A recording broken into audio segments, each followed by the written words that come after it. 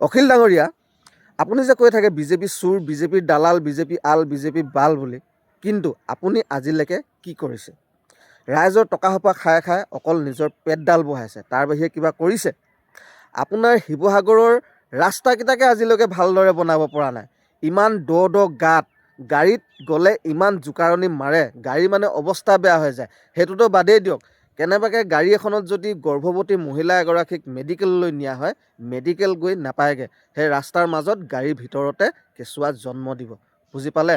গতিকেলৈ এইবিলাক লোকক বকি থকাতকৈ নিজৰ জেগাডোখৰ উন্নতিৰ কাৰণে ভাবক, নিজৰ ৰাস্তা পদূলিবিলাক বনাওক। বুজিলে? এনেই বকি নাথাকিব মিছাকৈ, গম পালে? ৰাজনীতিত চবেই চোৰ হয়, কিন্তু নিজৰ জেগাডোখৰ অলপ ভালদৰে বনাওক, তাৰপিছত চুৰ কৰক। আপত্তি নাই ক'বলৈ। এনেই লোকক চুৰ বুলি কৈ নাথাকিব।